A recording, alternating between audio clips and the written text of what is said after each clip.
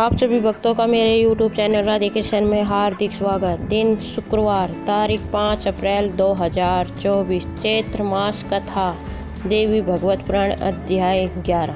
जय माता दी। इस अध्याय में त्रिदेवों द्वारा जगदम्बिका की स्तुति करना, देवी का भगवान शंकर को पार्वती रूप में पुण्य प्राप्त होने का आश्वासन देना, छाया सती की देह लेकर शिव का प्रलयकारी नृत्य करना, भगवान विष्णु का सुदर्शन चक्र से सती के अंगों को काटना और इसमें 51 शक्तिपीठों का प्रादुर्भाव होना बताया गया है। श्री महादेव जी बोले, इस प्रकार यज्ञ के संपूर्ण होने पर सती के वियोग से दुखी शिव साधारण मनुष्यों के समान बार बार रुदन करने लगे। तब ब्रह्मा और विष्णु ने उन भगवान से कहा, महाज्ञानी, आप अज्ञानी के समान मोहग्रस्त होकर क्यों रुदन कर रहे हो? वे देवी जगदम्बा तो सनातन पूर्ण ब्रह्म स्वरूपा है, वही महाविद्या है, समस्त विश्व की सृष्टि करने वाली है और सर्वचेतन स्वरूपिणी है, जिनकी माया के प्रभाव से संपूर्ण संसार तथा हम सभी विमोहित हैं। उनके द्वारा शरीर छोड़ने के बाद तो ब्रह्म पूर्ण है। प्रभु महेश्वर, जिनकी कृपा से आप मृत्युंजय हैं, उनकी मृत्यु तो वास्तविक नहीं है, यह ब्रह्म मात्र है। हम तीनों पुरुष ब्रह्मा विष्णु महेश भी उन्हीं के स्वरूप हैं। इस बात से अर्थात भगवती को मृत मान का प्राकृत पुरुष की भांति विलाप करने से आप ही की निंदा होती है, उनकी नहीं। परमेश्वर, उन पार्वती की निंदा घोर पाप को उत्पन्न करने वाली है। जिसके द्वारा इस प्रकार का पाप होता है, उसका वह निश्चय ही त्याग कर देती है। वह महादेवी धर्मशील पुरुष का कभी त्याग नहीं करती। अधर्मी का त्याग करने में वह पिता आदि संबंधों का भी विचार नहीं करती। उनका संबंध तो मात्र धर्म से ही रहता है, न कि लौकिक कारणों से। जो धर्माचरण करता है वही उनका पिता, माता और बांधव है। जो अधर्म करने वाला है वह उनका बांधव नहीं, परम शत्रु है। इसी कारण भगवान शिव की निंदा रूपी पाप में रत देखकर दक्ष प्रजापति का उन महेश्वरी ने त्याग कर दिया। यदि वे परम्बा दक्ष की पुत्री के भाव में शिष्ट होती तो दुरातन दक्ष प्रजापति का दमन कैसे होता। इसलिए धर्म कर्म के फल को प्रदान करने वाली वह महादेवी उस महापापी का त्याग करके स्वयं अपने धाम को चली आई है। क्या वह क्षण मात्र में ही प्रजापति का संहार करने में असमर्थ थी? फिर भी उन्होंने इसकी जो अपेक्षा की वह लोक शिक्षण के लिए था। धर्म का उपदेश करने वाली वह भगवती यदि ऐसा आचरण नहीं करती तो लोग पिता के प्रति आदर भाव कैसे पाते। इसलिए वह नित्य परमा शक्ति प्रजादक्ष को अपनी माया से मोहित करते हुए और स्वयं अपनी माया शक्ति से अंतर्ध्यान होकर गगन मंडल में शिष्ट हो गए।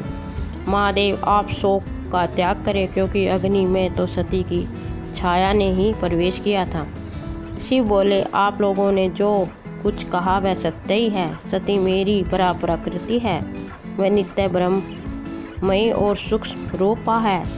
उन्होंने स्वयं अपनी देह का त्याग नहीं किया, किंतु वह मेरे पुराणों की एकमात्र प्रियतमा सती कहाँ चली गई, इस भाव से मुझे व्याकुलता होती है।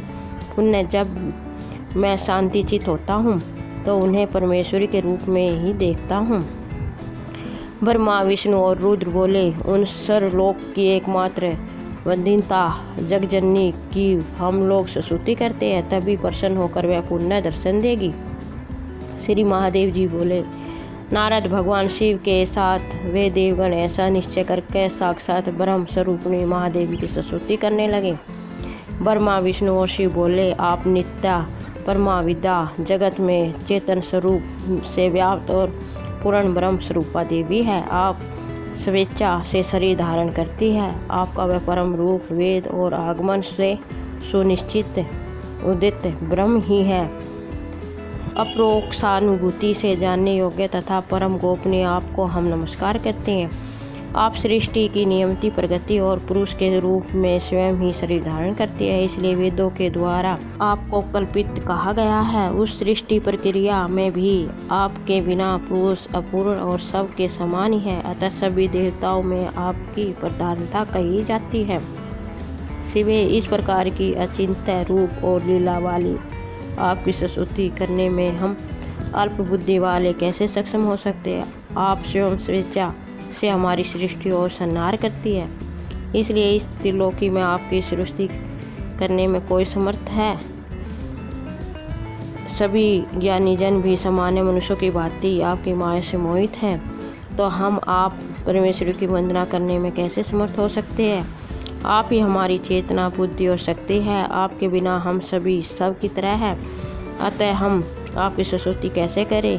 आप त्रिगुण आत्मकता बंधन से बंधकर अपनी माया से अज्ञानियों की भांति हमें विभ्रांत कर रही हैं, अतः आपके यथार्थ स्वरूप को कौन जान सकता है। परमेश्वरी दक्ष प्रजापति के घर में हम लोगों ने आपके उस रूप के दर्शन किए, कृपा पूर्वक उसी प्रकार हमें पुण्य दर्शन दे। जगत को धारण करने वाली आप परमेश्वरी को न देखकर हम कांतिहीन हो गए हैं, इस कारण सबके समान हम आपको अपनी आत्मा तथा प्राण के रूप में देखते हैं। श्री महादेव जी बोले, इस प्रकार स्तुति करने पर महादेवी ने देवताओं के विषाद और शिव की विकलता देखकर आकाश में उन्हें दर्शन दिया। भगवती काली जिस रूप में दक्ष के यज्ञ में आई थी और अपनी माया के द्वारा उनकी छाया जिस प्रकार अग्नि में प्रविष्ट हुई थी, उस मूल प्रकृति को उन्होंने दृष्टि से देखा। उन महादेवी ने शिव से कहा, महादेव आप चितर्चित हो, मैं स्वयं हिमालय की पुत्री बनकर तथा मैना के गर्भ से जन्म लेकर पुनः आपको प्राप्त करूंगी।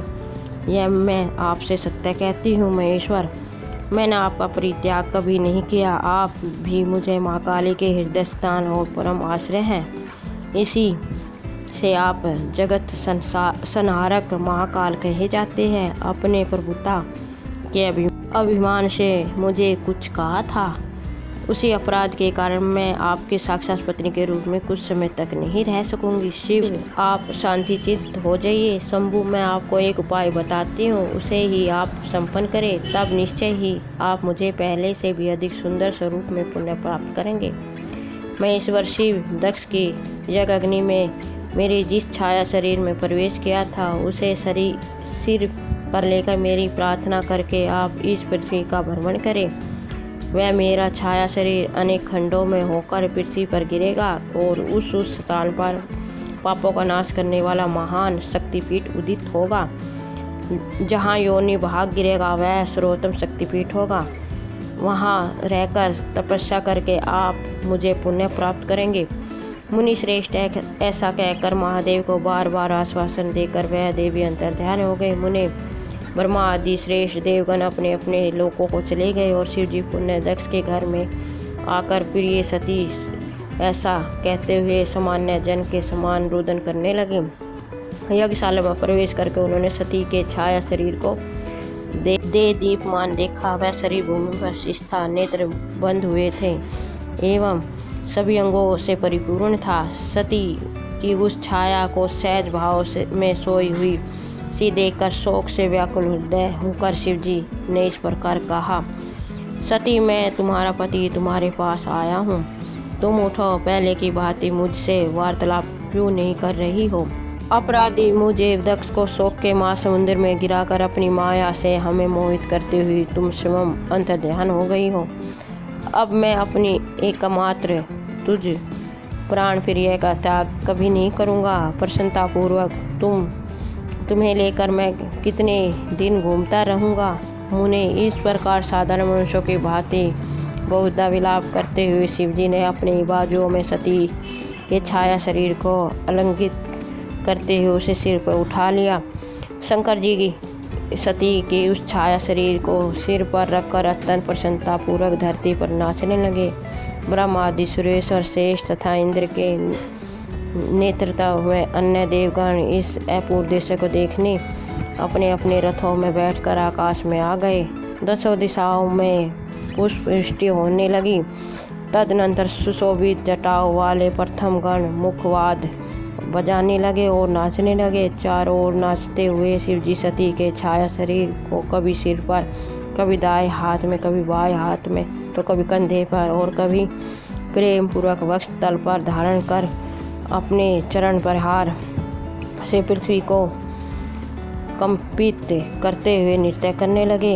इंद्रलोक में शिष्ट चंद्रमा उनके ललाट पर तिलक के समान सुशोभित होने लगा। नक्षत्र मंडल दीप्यमान जटाओं में गुथ गए और सूर्यलोक में शिष्ट भगवान भास्कर उनके काष्ठ भूषण बन गए।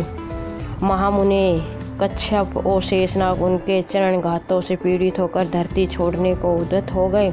अत्यंत वेगपूर्वक नृत्य करने से प्रचंड वायु बहने लगी, जिसके कारण सुमेरु आदि बड़े बड़े पर्वत वृक्षों के समान कांपने लगे। इस प्रकार चराचर जगत को शुभ करते हुए सती के छाया शरीर को सिर पर धारण किए हुए नटराज शिव संपूर्ण पृथ्वी पर घूमते रहे और वे प्रसन्नतापूर्वक मन में ऐसा सोचने लगे, सती तुम मेरी पत्नी हो, इसलिए मैं लोकलाज छोड़कर तुम्हारी छाया को सिर पर ढो रहा हूँ। यह मेरा अहोभाग्य है। इस प्रकार अपने भाग्य की सराहना करते हुए शिवजी आनंदमय होकर पुण्य पुण्य नृत्य करने लगे। सारा संसार अत्यंत शुभ होने लगा। परीक्षण गण मृत के समान हो गए और लोग अकाल प्रलय की कल्पना करने लगे। ब्रह्मा जी की आज्ञा से ऋषिगण महान शक्ति वाचन कहने लगे। देवताओं को चिंता हुई कि यह कैसी विपत्ति आ गई। वह सोचने लगे कि अब संसार की रक्षा का कोई उपाय नहीं दिखता। इस दक्ष ने शिव जी से द्वेष करने के कारण ऐसा कोई यज्ञ शुरू किया जिससे इस संसार सहित हम सबका नाश हो जाएगा। विघृणित नेत्र वाले सर्वसमर्थ शिव जी तो आनंद से मतवाले होकर सृष्टि पर आई इस विपत्ति का विचार नहीं कर रहे थे। वे जगत के संसारक रुद्र कैसे शांत होंगे। भगवान विष्णु बोले, देवगण मैं उपाय बताता हूँ, आप लोग उसका प्रयत्न करें। महादेव जी ने पहले ऐसा कहा कि सती का छाया शरीर भूतल पर अनेक खंडों में निश्चित ही गिरेगा और जहाँ जहाँ इस देह के खंड गिरेंगे उन स्थानों पर शक्तिपीठ रूप पुनः तीर्थ का उदय होगा। उन देवी ने जो कुछ भी कहा है वह कभी असत्य नहीं होगा। सती का छाया शरीर भूतल पर अवश्य गिरेगा। अतः सृष्टि की रक्षा के लिए महान साहस करके परम नंद मगन शिव के सिर पर श्री सती की छाया शरीर को समर्थ सदाशिव के अनजाने में सुदर्शन चक्र से टुकड़े टुकड़े करके गिराऊंगा। मेरे द्वारा ऐसा करने पर शिव जी के कोप से निश्चय ही ब्रह्मयी जगत पालन कारिणी महादेवी मेरी रक्षा करेगी।